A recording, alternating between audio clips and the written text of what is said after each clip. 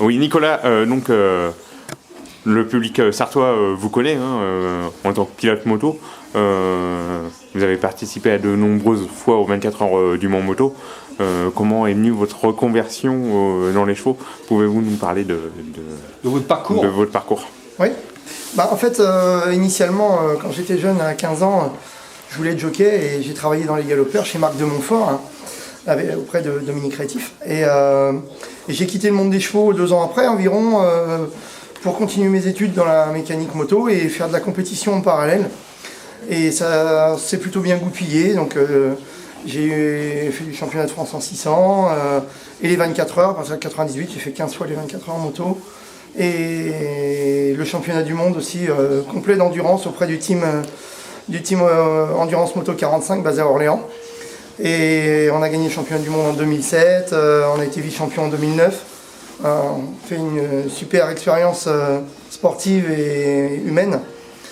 Et donc quand j'ai décidé de mettre terme à ma carrière de pilote moto, je me suis rapproché des chevaux en tant qu'amateur auprès de Joël Guillemin qui est basé à Vezet.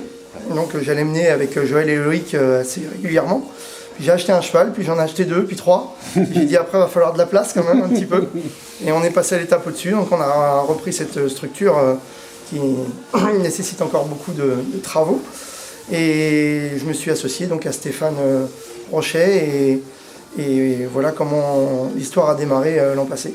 Bon, et puis des courses, combien de courses de victoires à votre palmarès? Pas beaucoup encore. J'ai gagné une première course montée et après cette année, donc là c'était en amateur, la première année. Et puis donc quand j'ai eu ma licence d'apprenti de jockey, j'ai couru principalement à Clé l'année dernière. Donc j'ai gagné avec Disco. Et j'ai gagné aussi. C'était où? Avec Disco, c'était à Villedieu-les-Poils, au mois de septembre. Corde à droite, ouais. Corde à droite, ouais, c'est sa main. C'est sa main. Et donc, j'ai gagné aussi à domicile là, à Mamers, oui. avec Douchko Sport. Donc, qui a eu des petits problèmes de santé un peu derrière. On ne l'a pas trop revu sur le reste de la saison parce qu'il n'était pas en forme. Et c'est un bon cheval, je pense. Mais là, on s'est bien occupé de lui tout l'hiver. Il est tout beau. Il vient de reprendre le travail tout récemment. Donc, on essaye d'en refaire un bon cheval pour le début de saison. Enfin, en tout cas, un bon cheval pour la province, pour l'herbe. C'est pas un cheval qui a une grande vitesse, mais c'est un cheval assez dur. Bon, et puis une victoire à l'étranger aussi. Pouvez-vous nous parler de cette victoire à l'étranger? Ouais, tout à fait. Ouais, voilà. C'était vraiment une histoire assez incroyable. Incroyable, ouais, tout à fait, parce que en fait, j'ai un de mes collègues, Vincent Jarry et Nicolas Bourgault, qui est éleveur dans l'Orne et qui m'ont parlé de ça. Ils devaient justement aller en Mongolie pour expliquer certaines techniques d'entraînement aux Mongols qui ne connaissent pas encore le trot. Et donc, avec leurs empêchements professionnels, ils étaient vraiment ennuyés. Ils m'ont demandé de y aller. Et par contre, il y avait aussi 3 courses à faire, dont une pour qualifier un cheval qui venait de France, qui avait été vendu aux Mongols, pour participer au championnat chinois, réservé aux Chinois, la finale qui était au mois de juillet. D'accord. Donc il fallait que je qualifie ce cheval-là, il fallait qu'il fasse premier ou deuxième.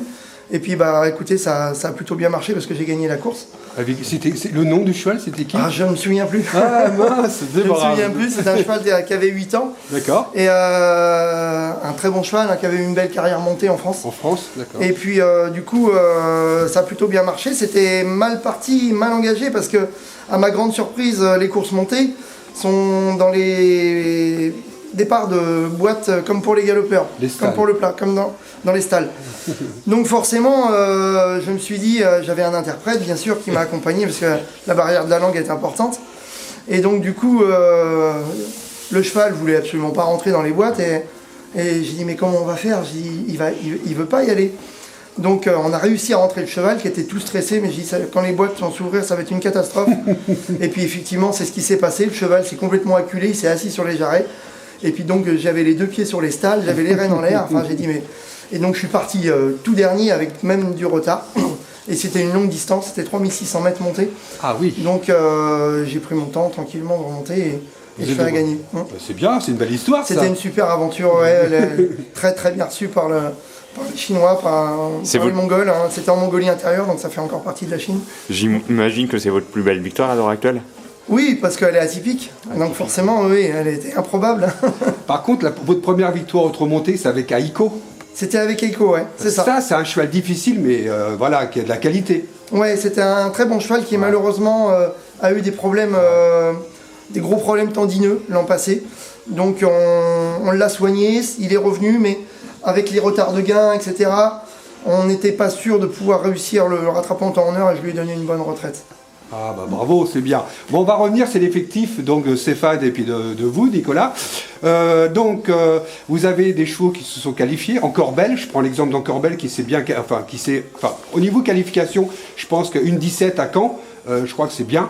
Et elle a eu 2 parcours, là, apparemment ça s'est mal passé avec Jean-Claude Allais parce que c'est un cheval qui appartenait à Jean-Claude Allais, c'est ça? Oui, tout à fait, oui. Ah, donc c'est même Jean-Claude Allais qui l'a qualifié. Qui l'a qualifié, d'accord, ok. Et puis une jument assez caractérielle, donc que je prends en main un petit peu tous les jours, je vais la prendre juste après d'ailleurs. D'accord. Mais parce qu'elle elle est nerveuse, elle a du caractère, elle est autoritaire, donc elle a fait un mauvais début de carrière, ouais, puisque bien sûr. elle a fait prendre la sortie à toute allure à Graigne à Jean-Claude Allais. Donc c'est plutôt désagréable. Et puis elle a recouru à Saint-Malo et ça s'est pas très bien passé. Moi je me trouve à Saint-Malo à courir avec un autre cheval. Et puis je discutais avec Jean-Claude Allais, puis il me dit écoute, si tu veux l'essayer, essaye-la. Écoute, moi elle est nerveuse, je m'entends pas trop avec. D'accord. Donc voilà, pour l'instant on a fait beaucoup de social avec. D'accord, d'accord. Et ça va plutôt pas mal. Maintenant on verra, on espère la mettre en course au mois de mars, voire au mois d'avril. D'accord. Quand elle va être prête, c'est surtout ça. Parmi vos poulains et pouliches, quelles sont les bonnes recrues pour l'avenir? Vous avez quelques noms? J'ai une petite EF qui va être, je pense, qui s'appelle Flavie, qui va être une bonne petite pouliche de province, sur l'herbe. Une jument brave. D'accord. Mais ce ne sera pas une jument de Paris. D'accord. Et j'en ai une autre petite qui s'appelle Féerie de Mars, qu'on a achetée au Vente Arcana.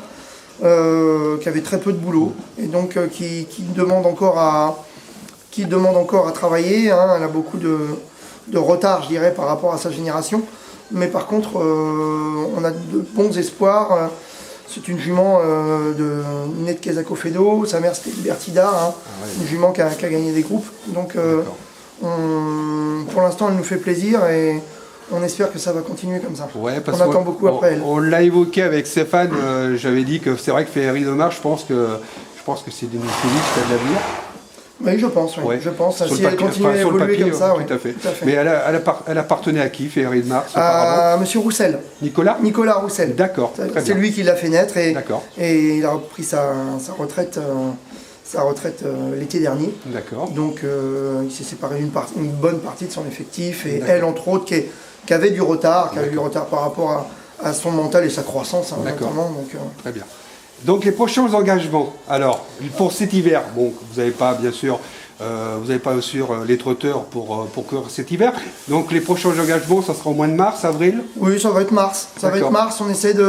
On a certains chevaux qui manquent un petit peu de gars. Bien sûr. Donc Disco d'ailleurs. Ouais. Disco qui a loupé 2-3 choses consécutivement et donc il lui manque un tout petit peu d'argent, donc on va essayer d'aller récupérer ça au mois de mars. Hein. Et puis là il avait besoin, hein. Il avait besoin de se reposer, il montait un petit peu en tension, on l'a mis un petit peu sur le feu là, sur les dernières courses et il avait besoin de se ressourcer un petit peu. Et puis on a aussi on a un C contre de Monteil aussi qu'on va essayer de rattraper au gain. D'accord. On en a 2-3 qui sont pas très bien placés au gain, il va falloir qu'ils se bougent un petit peu. On va alors s'en occuper, on va dire. Voilà, c'est ça. Bon, votre dernière recrue, Best of Bourbon, cheval prometteur, hein, bon, qui a eu beaucoup de problèmes à mon avis. Donc je pense qu'on en a discuté avec Stéphane Rochet, je pense que bien soigné, bien préparé, je pense qu'il va certainement faire quelque chose avec vous.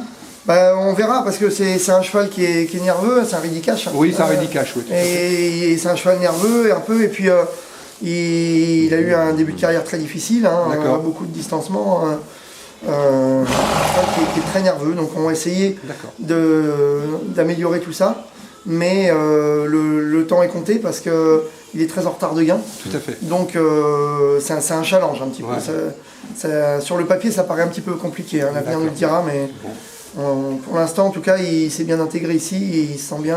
C'est très Il a important. déjà important, ouais. bien baissé de pression, on le voit. C'est très important. Donc apparemment, il est engagé au mois de mars, je crois, non? Oui, Stéphane a dû l'engager au mois de mars, ou alors au mois de fin février ou fin janvier, je crois. Je sais plus. Voilà, C'est Stéphane ouais, qui a géré l'engagement de ce cheval-là, donc écoutez. je ne sais pas vous dire précisément. Bah écoutez, monsieur Jolneau, merci Nicolas, beaucoup. merci beaucoup. C'est gentil. Merci on à vous souhaite une bonne continuation et puis une bonne préparation de vos trotteurs. Voilà. C'est très sympa, merci beaucoup. On vous souhaite plein de bonnes choses et on viendra vous suivre certainement dans les mois à venir. Voilà, sur les hippodromes. Entendu. Merci Avec beaucoup. plaisir. Au revoir.